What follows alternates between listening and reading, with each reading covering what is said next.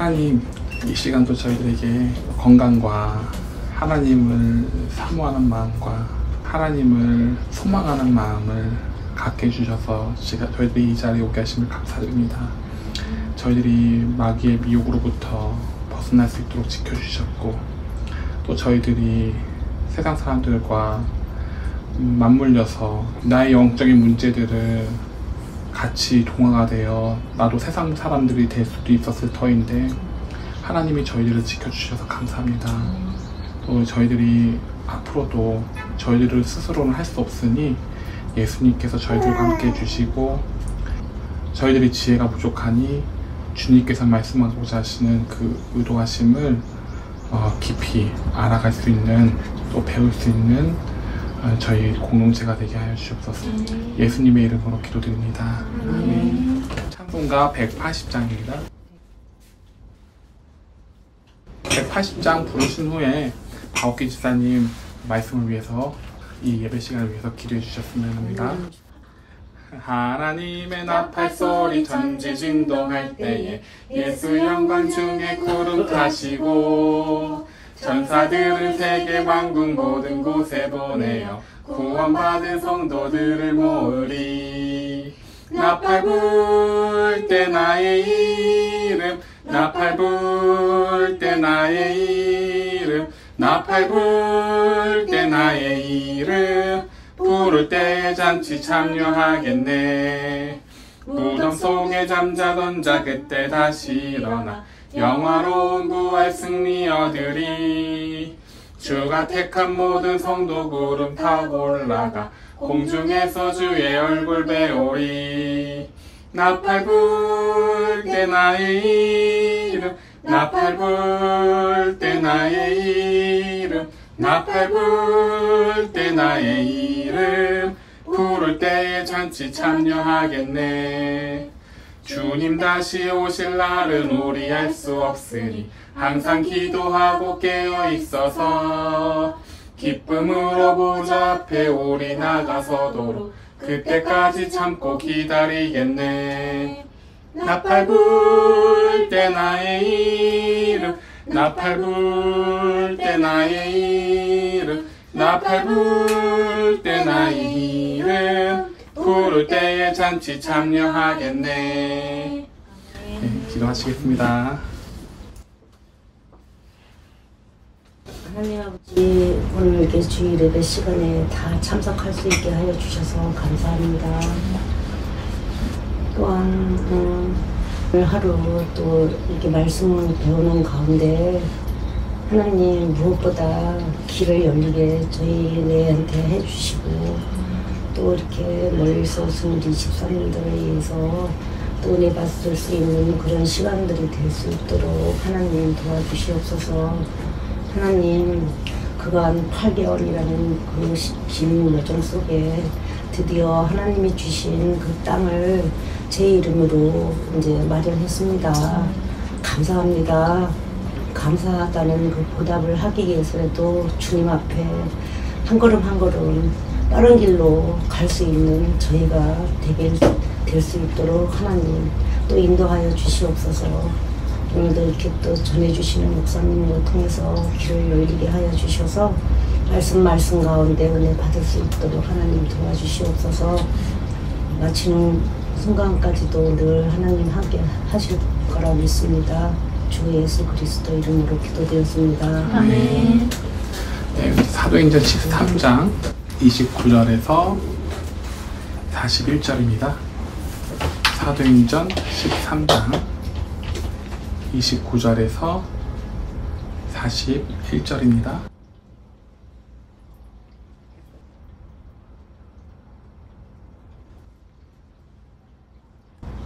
교독하겠습니다. 성경에 그를 가리켜 기록한 말씀을 다 응하게 한 것이라. 후에 나무에서 내려다가 무덤에 두었으나 하나님이 죽은 자 가운데서 그를 살리신지라. 갈릴리로부터 예루살렘에 함께 올라간 사람들에게 여러 날 보이셨으니 그들이 이제 백성 앞에서 그의 증인이라. 우리도 조상들에게 주신 약속을 너희에게 전파하노니 곧 하나님이 예수를 일으키사 우리 자녀들에게 이 약속을 이루게 하셨다 합니다.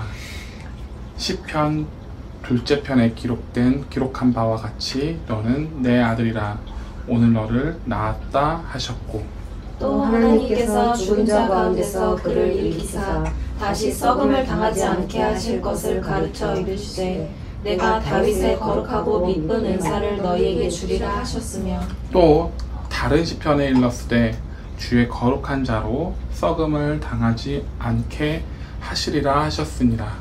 다윗은 당시에 하나님의 뜻을 따라 섬기다가 잠들어 그 조상들과 함께 묻혀 썩음을 당하였을 때 하나님께서 살리신 이는 썩음을 당하지 아니하였나니 그러므로 형제들아 너희가 알 것은 이 사람을 힘입어 죄 사함을 너희에게 전하는 이것이며 또 모세의 율법으로 너희가 의롭다 하심을 얻지 못하던 모든 일에도 이 사람을 힘입어 믿는 자마다 의롭다 하심을 얻는 이것이라. 그런즉 너희는 선지자들을 통하여 말씀하신 것이 너희에게 미칠까 삼가라.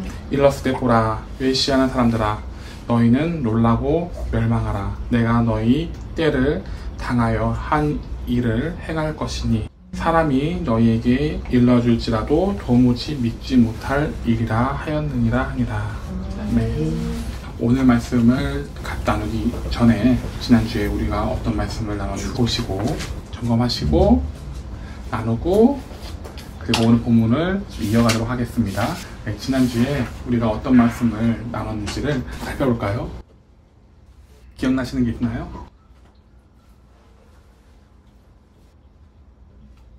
지난주는 요한이 먼저 왔고 그 다음에 예수님에 대해서 이 사람이 메시아다라는 그런 말씀을 전하고 그 다음에 이제 예수님이 죽일 죄를 찾지 못했지만 유대인들이 알아보지 못하고 예수님을 죽음에 이르게 했다.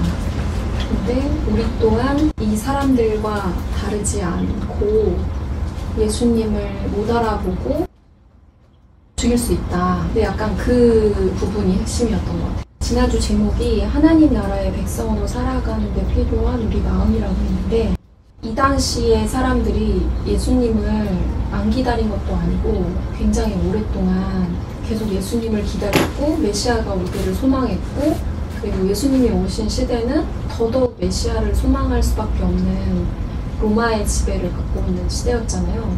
근데 그렇게 오래도록 기다렸던 예수님이 정말 왔는데 엉뚱한 사람을 예수님으로 생각한 거예요. 메시아로. 그게 세례 요한이었고 근데 요한은 나는 메시아가 아니다. 그러면서 진짜 오신 예수님을 가리켜요. 심지어 세례 요한의 제자들도 예수님을 알아보지 못했어요. 왜냐면 예수님이 이제 왔으니까 메시아가 왔으니까 막 기뻐 뛰놀아야 되는데 막 금식을 하면서 그렇게 보내는 거예요. 근데 예수님과 예수님의 제자들은 되게 맛있게 먹고 마시고 막 즐거워하고 막 이러니까 니네 뭐냐 막 이런 거예요. 예수님의 대답이 그거였거든요. 기다리던 메시아가 왔고 신랑이 왔는데 그럼 당연히 즐거워하면서 먹고 마셔야지 왜 금식을 하냐. 그래서 이제 우리가 바라는 어떤 거를 공약으로 내세우고 밀어주는 사람을 대통령이나 뭐 국회의원이나 이렇게 선출하잖아요. 그리고 내가 뽑았기 때문에 어쨌든 내가 뽑은 대통령이 정치를 막 하고 있으면 그거에 또 제가 영향을 받잖아요, 우리가. 근데 이런 정치나 이런 우리의 이 땅에서의 삶조차도 하나님 나라를 살아가기 위한 연습이라고 얘기를 했고 두 가지 얘기를 했었는데 교회가 되게 많잖아요. 한국에도 수없이 많은데 그 모든 교회마다 믿고 있는 예수님, 말하고 있는 예수님, 생각하고 있는 예수님이 다 다를 수 있다. 근데 우리는 참된 예수님한테 공감해야 된다. 어쩌면 내가 내 프레임에 씌워서 맞춘 예수님을 내가 좋아하고 있을 수 있다. 근데 만약에 이런 잘못을 범하면 참된 예수님한테 공감하지 않고 자기가 만든 예수님한테 공감하고 그렇게 계속 믿고 따르고 막 이렇게 하면은 예수님이 나중에 정말 오셨을 때 이렇게 유대인들이 예수님을 몰라보고 죽였던 것처럼 우리도 그럴 수 있다고. 그리고 그런 사람에 대해서 예수님이 나는 너를 도무지 모르겠다. 너 누구냐? 뭐 이렇게 할 수 있다.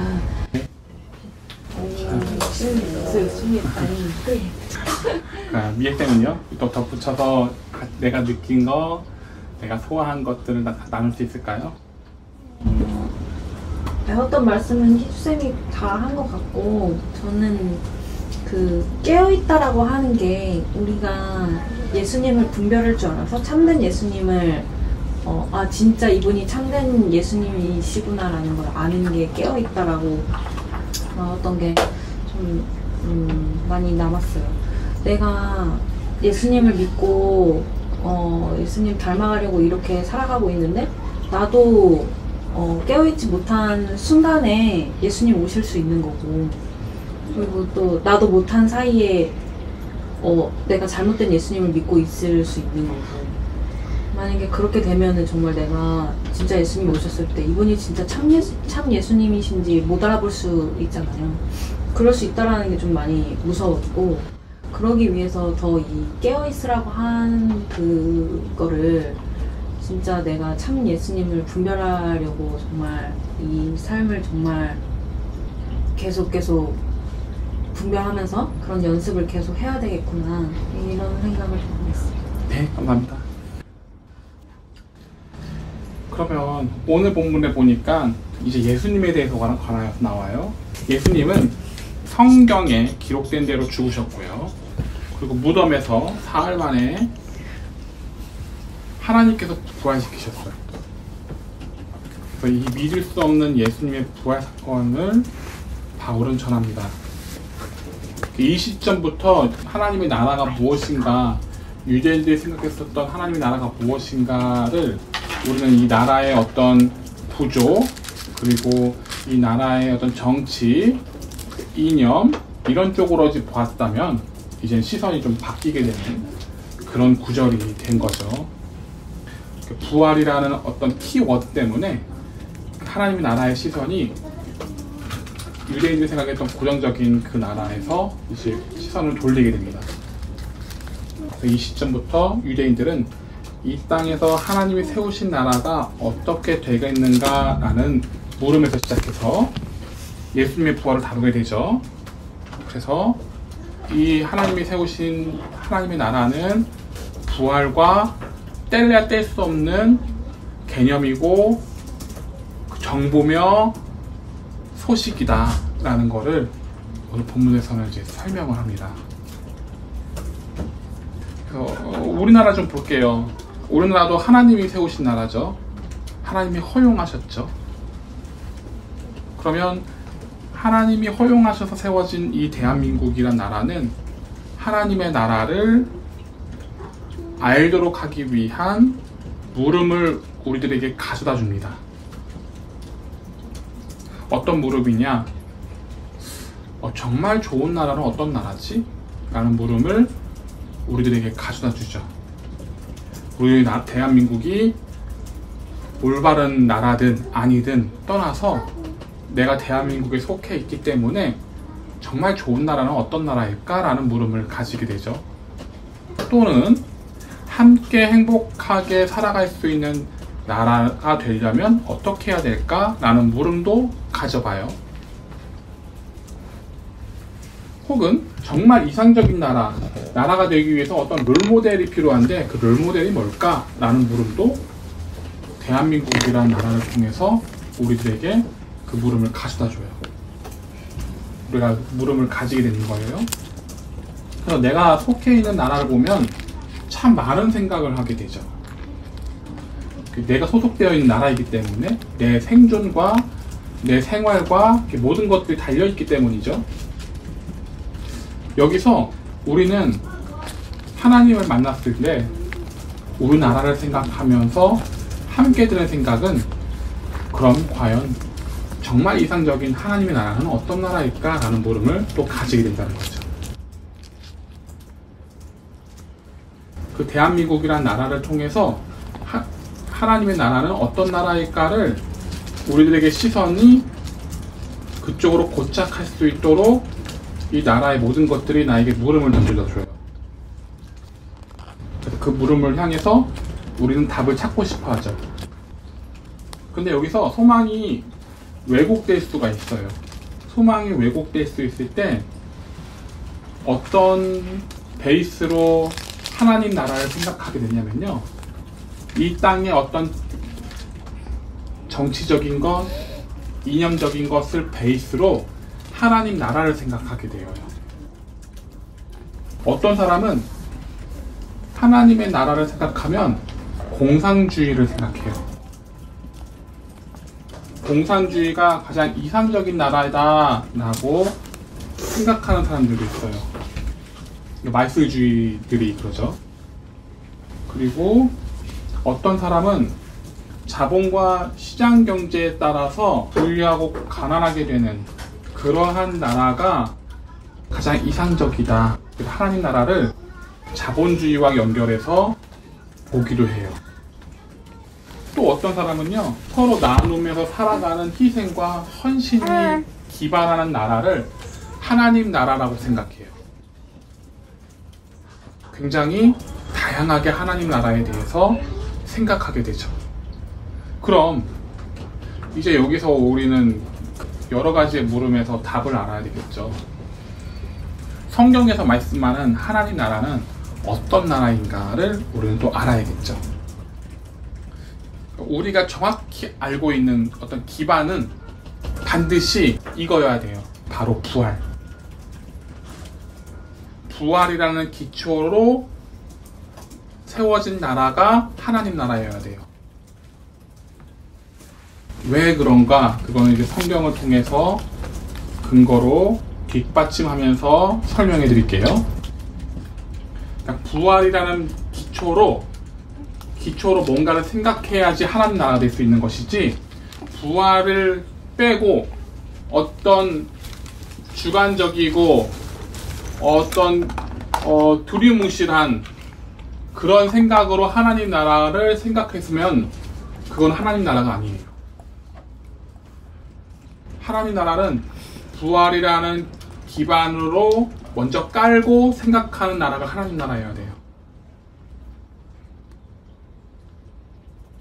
그럼 부활이란 무엇인가? 여기에 우리 포커스를 맞춰서 오늘 본문 말씀을 좀 설명해 나가려고 해요. 부활이란 무엇인가? 찾아보죠. 고린도전서 15장이에요. 15장 12절에서 19절 말씀 읽어볼게요. 교독해 볼게요. 그리스도께서 죽은 자 가운데서 다시 살아나셨다 전파되었거늘 너희 중에 어떤 사람들은 어찌하여 죽은 자 가운데서 부활이 없다 하느냐. 그러니까 믿는 사람들 중에서도 부활을 믿지 않은 사람들이 있었던 거예요. 부활이 없다, 이런 생각을 가지고 있는, 소망이 변질되어 있는 사람들을 향해서 바울은 고린도 교회에게 전달하고 있는 거죠. 13절 읽어주시겠어요? 다 같이. 만일 죽은 자의 부활이 없으면 그리스도도 다시 살아나지 못하셨으리라. 그리스도께서 만일 다시 살아나시지 못하셨으면 우리가 전파된 것도 헛것이요 또 너희 믿음도 헛것이며 또 우리가 하나님의 거짓 증언으로 발견되리니 우리가 하나님이 그리스도를 다시 살리셨다고 증언하였습니다. 만일 죽은 자가 다시 살아나는 일이 없으면 하나님이 그리스도를 다시 살리지 아니하셨으리라. 만일 죽은 자가 다시 살아나는 일이 없으면 그리스도도 다시 살아나는 일이 없었을 터이요. 그리스도께서 다시 살아나신 일이 없으면 너희의 믿음도 헛되고 너희가 여전히 죄 가운데 있을 것이요. 또한 그리스도 안에서 잠자는 자도 망하였으리니 만일 그리스도 안에서 우리가 바라는 것이 다만 이 세상의 삶뿐이면 모든 사람 가운데 우리가 더욱 불쌍한 자이니라. 아멘. 고린도전서 15장 12절에서 19절에 기록된 말씀에 의하면 부활이 없으면 그리스도도 다시 살아나지 못하셨대요. 부활이라는 개념이 없으면 그리스도께서 부활하지 못하셨다는 거예요.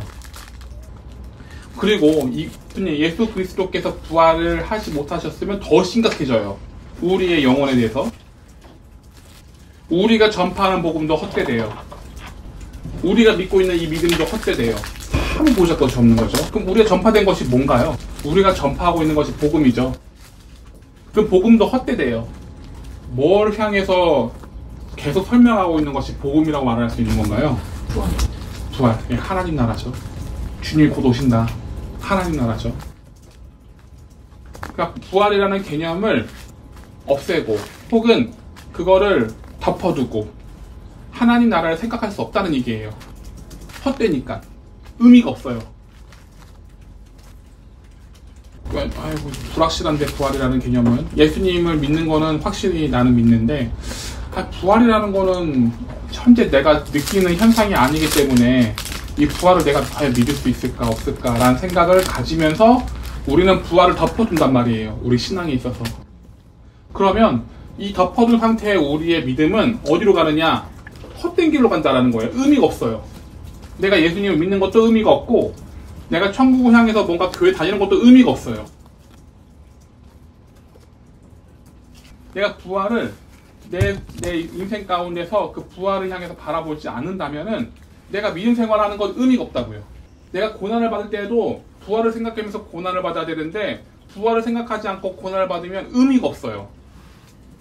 부활을 향해서 이것을 고난을 겪고 버텨야지, 인내해야지 이런 생각을 갖지 않기 때문에 허무한 생각들로 결과가 나타나게 되어요. 그게 낭망이에요. 우리의 인생에 부활이라는 개념이 없으니까. 그냥 교회 잘 다녀오고 예수님 잘 믿고 그러면 되지라고 하지만 그렇게 되었을 때 분명히 예수님 따라가면 고난이 오고 환란이 온단 말이에요. 예수님의 삶이 그러셨으니까요. 제자들의 삶도 그랬으니까요. 그럼 우리들도 마찬가지겠죠? 그러면 이런 환란이 오고 핍박이 왔을 때 또 사람과 사람과의 관계에서 내가 면목이 없을 때도 있어요. 예수님 때문에요. 그랬을 때도 내가 이것 때문에 내가 부활 때문에 이러고 있는 것인데 부활이라는 개념이 부활이라는 소망이 덮어져 버렸을 때는 내가 왜 이러고 있는지를 모르는 거예요. 내가 그러면 안 되는데, 내가 그렇게 살면 안 되는데, 왜 내가 이렇게 삶을 살아가게 되고, 내 와이프는 왜 나를 이렇게 힘들게 하고, 왜 내 남편은 왜 이렇게 힘들게 할까? 왜 주변 사람들은 왜 나를 힘들게 할까? 이런 생각을 가지게 된다는 거죠. 부활이 없으니까. 내 속에 부활이라는 확신도 없고, 바라보는 게 없으니까. 그러니까 믿음도 헛된 거고, 그리고 복음도 헛된 거예요. 사실 의미가 없어요. 교회에서 나오는 의미가 없어요. 그냥 클럽이죠. 그러니까 그리스도의 부활로부터 소망하게 됐을 때 왜 소망하느냐? 당연히 예수님이 부활의 첫 열매니까 우리들도 부활하기 위해서 예수님의 부활이 중요하다는 거예요.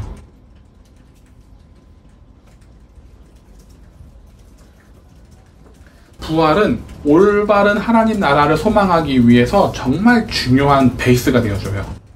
부활 빼면 하나님 나라를 생각할 수가 없어요. 생각하면 안 돼요. 그거는 올바른 하나님 나라는 아니니까요. 나에게 부활이라는 게 있어야지 영원한 하나님 나라에 들어갈 수가 있다고요. 내가 부활을 해야지 영원한 하나님 나라에 들어갈 수 있지 않겠어요? 내가 부활이 없으면 어떻게 영원한 하나님 나라에 들어갈 수가 있어요? 내 인생이 굉장히 제한적인 삶을 살아가는데. 그러므로 부활이 없는 하나님 나라는 없어요. 있을 수가 없어요. 부활을 생각하지 않고 하나님 나라를 생각한다. 그 하나님 나라 아니에요.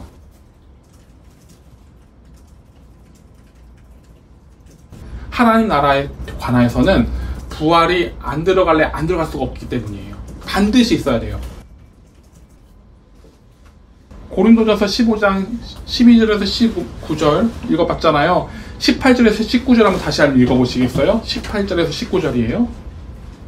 또한 그리스도 안에서 잠자는 자도 망하였으리니 만일 그리스도 안에서 우리가 바라는 것이 다만 이 세상의 삶뿐이면 모든 사람들 가운데 우리가 더욱 불쌍한 자이리라. 아멘. 내가 이제 상대방을 통해서 환난을 받아요.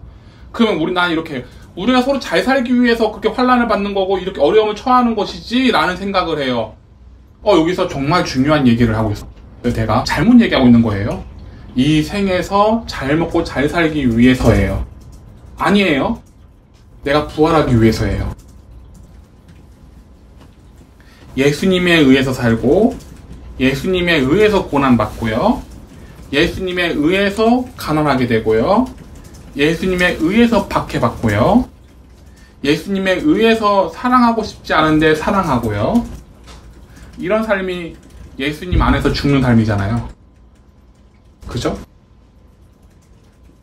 근데 이런 삶을 살고 있는데 내가 부활이 없다면, 나라는 존재가 부활하지 못한다면은 정말 굉장히 불쌍한 사람이 되는 거죠. 성경에 기록되어 있는 대로요. 내가 부활을 하기 위해서 모진 수많은 고난을 다 겪고 있는 건데, 그 부활을 빼버리니까 내 인생에 있어서 그 고난과 환난과 박해는 왜 받아야 되는지 모르는 거예요. 모르니까 그거를 받지 말아야 되는 것으로 생각을 해요. 그거는 받는 것은 악이다 이렇게 생각을 해요. 잘못된 것이다 이런 생각을 해요. 그래서 피하죠. 그게 부정한 것이다 생각해서. 부활은 하나님 나라를 생각함에 있어서 정말 없어서는 안 된다. 부활이라는 베이스로 하나님 나라를 생각해야 된다는 것을 말씀드렸어요. 그러면 부활체는 뭔가? 그럼 부활이 되었는데 이 부활이라는 것이 무엇인가? 이 부분을 또 설명해 들어갈게요. 고린도전서 15장 35절에서 49절이죠. 15장 35절에서 49절입니다. 깁니다. 함께 읽어볼게요. 누가 묻기를 죽은 자들이 어떻게 다시 살아나며 어떠한 몸으로 오느냐 하리니, 어리석은 자여, 네가 뿌리는 씨가 죽지 않으면 살아나지 못하겠고, 또 네가 뿌리는 것은 장래의 형체를 뿌리는 것이 아니요 다만 밀이나 다른 것의 알맹이 뿐이로되, 하나님이 그 뜻대로 그에게 형체를 주시되 각 종자에게 그 형체를 주시느니라. 육체는 다 같은 육체가 아니니 하나는 사람의 육체요, 하나는 짐승의 육체요, 하나는 새의 육체요, 하나는 물고기의 육체라. 하늘에 속한 형체도 있고 땅에 속한 형체도 있으나 하늘에 속한 것의 영광이 따로 있고 땅에 속한 것의 영광이 따로 있으니, 해의 영광이 다르고 달의 영광이 다르며 별의 영광도 다른데 별과 별의 영광이 다르도다. 죽은 자의 부활도 그와 같으니 썩을 것으로 심고 썩지 아니할 것으로 다시 살아나며, 욕된 것으로 심고 영광스러운 것으로 다시 살아나며, 약한 것으로 심고 강한 것으로 다시 살아나며, 육의 몸으로 심고 신령한 몸으로 다시 살아나나니 육의 몸이 있은즉 또 영의 몸도 있느니라. 기록된 바 첫사람 아담은 생명이 되었다 함과 같이 마지막 아담은 살려주시는 영이 되었나니, 그러나 먼저는 신령한 사람이 아니요 육의 사람이요 그 다음에 신령한 사람이니라. 첫사람은 땅에서 났으니 흙에 속한 자이거니와 둘째 사람은 하늘에서 나셨느니라. 무릇 흙에 속한 자들은 저 흙에 속한 자와 같고 무릇 하늘에 속한 자들은 저 하늘에 속한 이와 같으니, 우리가 흙에 속한 자의 형상을 입은 것 같이 또한 하늘에 속한 이의 형상을 입으리라. 이게 뭔 얘기예요?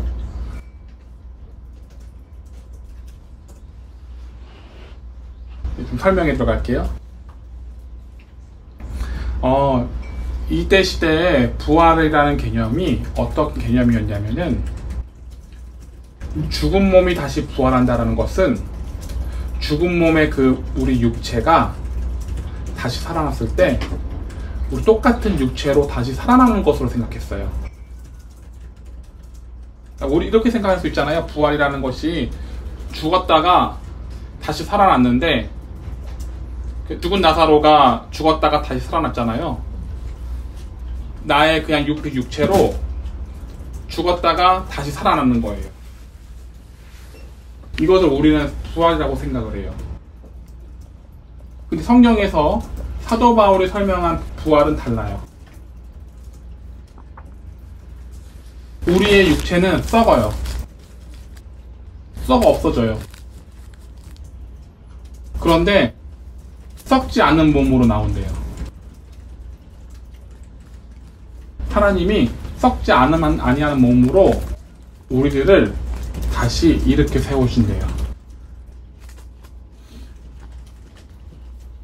마치 우리가 생각하는 그 부활을 좀 이해하기 편하게, 우리 육체가 다 달라요. 사람 육체, 짐승 육체, 새 육체, 물고기 육체 다 달라요.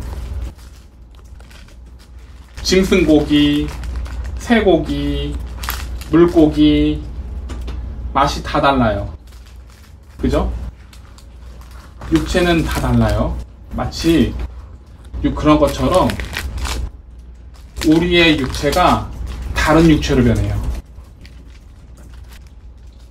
40절에 보니 하늘에 속한 형체도 있고 땅에 속한 형체도 있으나 하늘에 속한 것의 영광이 따로 있고 땅에 속한 것의 영광이 따로 있대요. 그러니까 육체도 소속된 것이 있는데 우리는 이게 흙으로 만들어졌잖아요. 흙으로 만들어지는 몸이 부활체가 아니라 하늘에 속한 어떤 몸이 있는데, 어떤 신령한 몸이 있는데 그 몸으로 변한대요. 그리고 이 부활은 영광이 함께 하는데요. 41절에요. 마치 해도 빛나고 달도 빛나고 별도 빛나고, 별들 가운데서도 가장 밝게 빛나는 별이 있고 가장 적게 빛나는 별이 있고 차등이 있단 말이에요. 우리의 부활도 이와 같은 차등이 있어요. 여튼간에 부활은 영광이 함께해요. 근데 이러한 부활은 어떻게 씻느냐? 욕된 것으로 씻는데요. 욕을 먹어야 된대요. 예수님 때문에 욕을 먹어야지 영광스러운 것으로 다시 나온대요. 그래서 욕 먹으면은 변태처럼 웃어야 돼요. 아, 욕 먹었네. 내가 예수님 때문에 욕 먹었네. 즐거워야 돼요. 내가 부활을 생각하다 보니 나의 가치관이 그렇게 변하는 거죠. 나의 시시비비를 다루는 그 기준이 변하는 거예요. 그리고 나의 약한 모습으로 심는데요.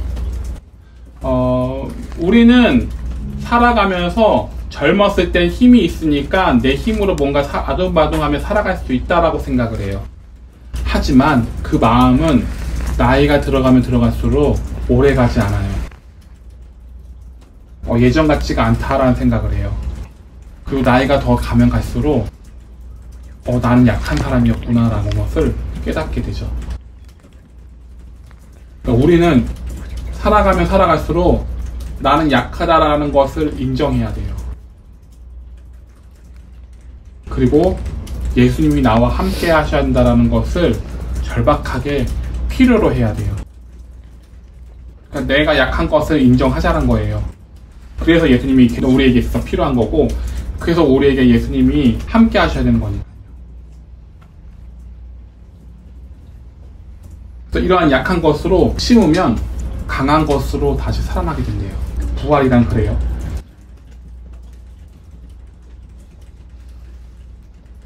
그리고 우리의 이 썩어가는 썩을 이 육체로서 뭔가를 심어요. 살아가요. 예수님을 닮아가요. 그랬을 때 영광스러운 것으로 다시 살아난대요. 신령한 몸으로요. 그러니까 이게 뭔 얘기냐? 육에 속한 몸이 있고 영에 속한 몸이 있대요. 그게 44절이에요. 육에 속한 몸이 있으면, 여러분들이 지금 육에 속한 몸이잖아요. 고기 덩어리잖아요. 이런 몸이 있으면은 영에 속한 몸이 또 있다라는 거예요. 우리에겐 영혼이 있으니까. 이 고기 덩어리가 주체가 되는 육이 있다면 영원할 수 있는 우리 이 영혼이 주체가 되는 몸이 있다라는 거예요. 그러한 몸이 될 수 있도록 예수님께서 우리들을 살려주신대요. 그렇게 만들어주신대요. 왜냐하면 예수님은 하늘에 속한 사람이니까요. 우리는 육에 속한 사람이고. 그래서 우리가 예수님을 닮아가면 닮아갈수록 하늘에 속한 형상을 입게 되겠죠. 이것을 부활이라고 합니다. 부활체? 네, 부활체.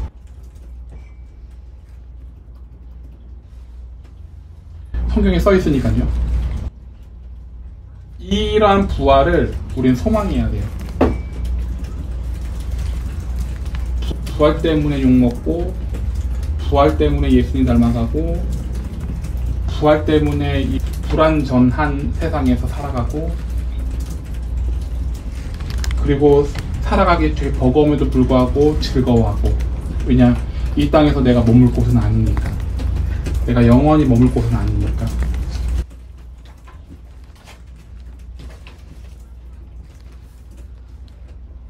그러다 보니 마귀가 틈타지 않을 수도 있겠죠. 마귀는 자꾸 이 세상에서 너가 살고 있는데 이러다가는 너가 죽게 되는 거 아니야? 이러다가 너가 피해를 입는 거 아니야? 이러다가 너가 손해를 막심하게 보는 거 아니야? 자꾸 우리들에게 속삭이니까요. 그럼 우리는 거기에 걸려들어요. 부활을 생각하지 않으면요.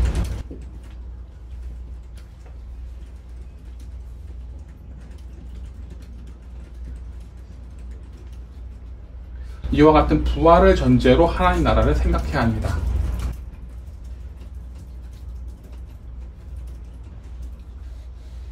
그리하였을 때는 우리의 삶이, 우리가 예수님을 닮아가는 이 삶이 의미 있는 삶이 되는 거고요. 그리고 뭔가 업적을 남기는 것 같아요. 내가 사람들로부터 예수님 때문에 피보고, 예수님 때문에 내가 뭐 싫은 소리 당하고, 이런 것들이 굉장히 업적을 남기는 것 같아요.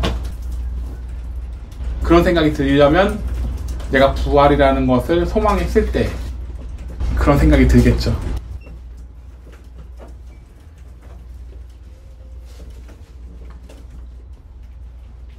그러니까 예수님을 바라보고 부활을 향해서 달려가는데 있어서 여러 가지의 고난과 환난과 박해가 있으면 그거는 부정한 게 아니에요. 그런 건 자랑스러운 일이에요. 그걸 받는 걸 주저하지 마세요.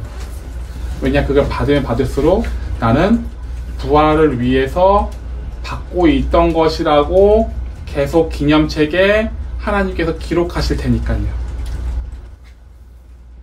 우리 배웠죠? 말라기에서 기념하신다는 것을요. 하나님이 우리를 부활시키기 위한 어떤 기념책을 쓴단 말이죠. 그 기념책에 내가 예수님 때문에 욕먹는 거, 예수님 때문에 내가 사람으로서의 구색을 못하는 거, 그리고 참 바보처럼 보이는 거, 좀 이상한 사람처럼 보이는 거 다 기록된단 말이죠. 그때마다 나는 계속해서 그 업적들을, 하나님만이 아실 수 있는 업적들을 쌓고 있는 거구나 라고 즐거워할 수 있는 거죠. 선진들도 이와 같은 삶을 살았지 하고요. 그리고 이와 같은 삶을 살지 않으면은 예수님이 하신 말씀을 나는 공감할 수가 없어요. 이게 다 연쇄적이에요.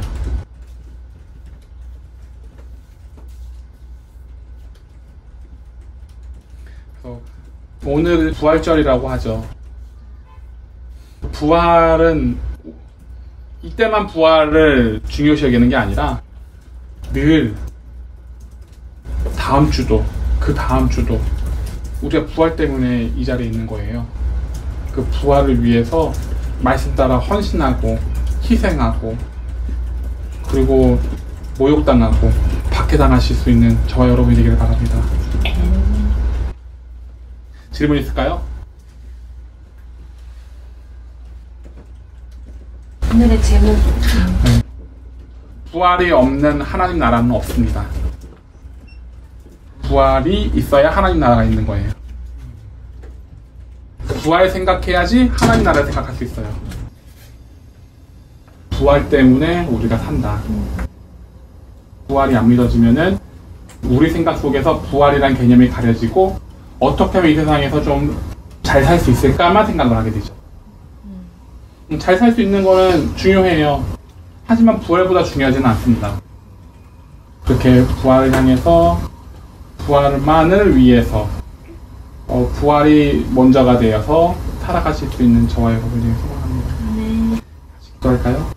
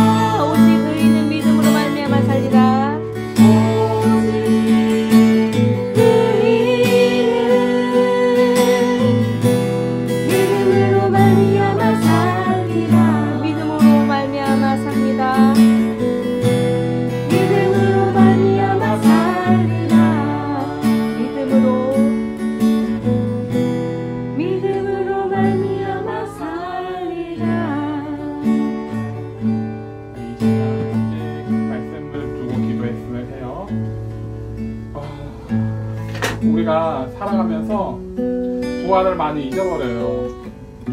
부활을 정말 중요한 줄 알면서도 부활을 잊어버리다 보니 나의 생각의 가치관, 내가 처해져 있을 때 어떻게 대처해야 되는지도 다 까먹어요. 왜냐면은 내가 부활이라는 것을 인지하고 그걸 향해서 가치를 바라보고 이 믿음 생활을 해야 되는데 그러지 못하다 보니까요. 그게 다 무너져 버리는 거예요.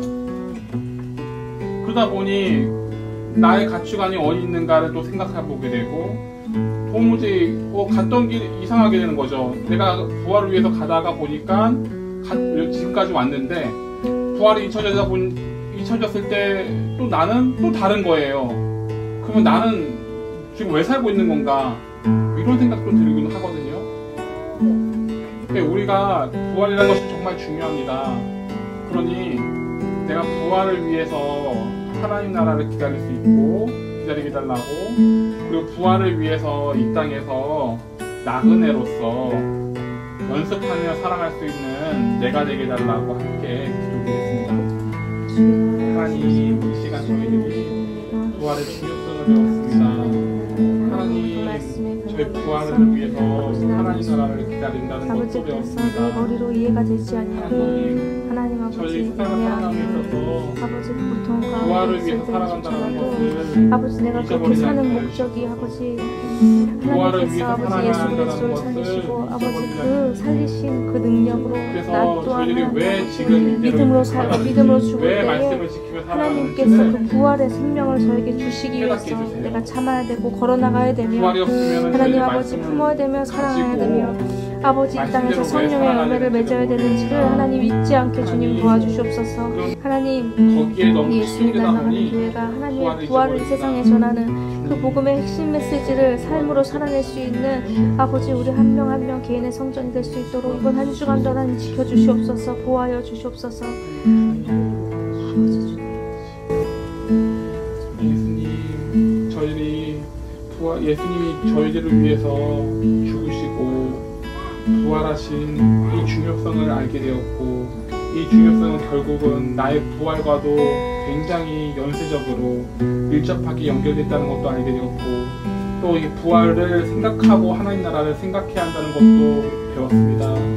주님, 저희들의 이 지혜를 잊지 않도록 하여 주시고, 이 지혜가 다음 주 그리고 저희들이 주님께로 갈 때까지도 잊어버리지 않고 이 부활만을 위해 살아갈 수 있는 마음이 변함없게 하여 지켜주시옵소서. 주님, 저희들이 아버지께 드리는 헌금이 있습니다.